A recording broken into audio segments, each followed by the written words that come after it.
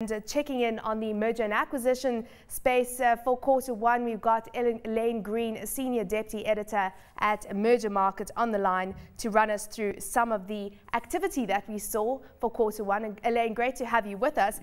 Just looking at the headline number, merger and acquisition activity falling by 31.2%. That's compared rather to the first quarter of 2011. Why the big drop-off in mergers and acquisitions during the quarter?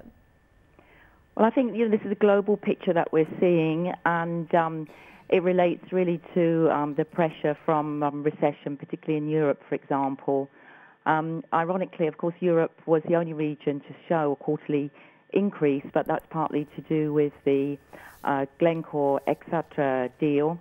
Otherwise, I think probably we would have seen a similar picture in Europe as well.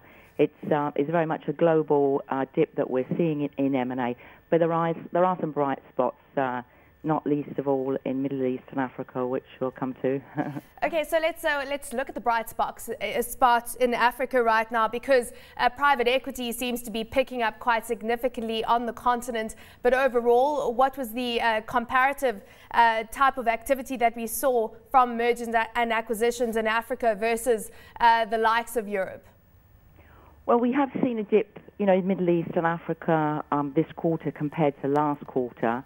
Although, it's very much an emerging and a dynamic market, and to some extent decoupled from some of the problems we're seeing in Europe, for example. Nonetheless, both inbound and outbound M&A has had an impact, and we saw 8 billion worth of deals, which is actually down 52%. This quarter compared to the same quarter last year. But the bright spot is that we're hoping the worst is over, because we actually saw an increase of 19.3% of deals in this quarter compared to the last quarter of last year. So although down on the previous quarter of 2011, a definite improvement on the end of last year, and some quite exciting deals as well in there. Let's look at sectors that dominated the M&A space for Q1. Energy, mining and utilities accounting for around a third of the deals. Is this a trend that it's likely to continue? Is it likely to be the top performing sector when we're looking at activity? Yes, energy, mining and utilities, they continue to be a sweet spot, partly linked to the growth in infrastructure.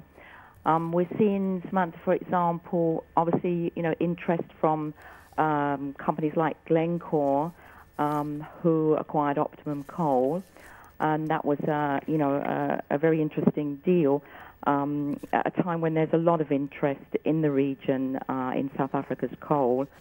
Of course, that's very much driven by the demand out of Asia for coal.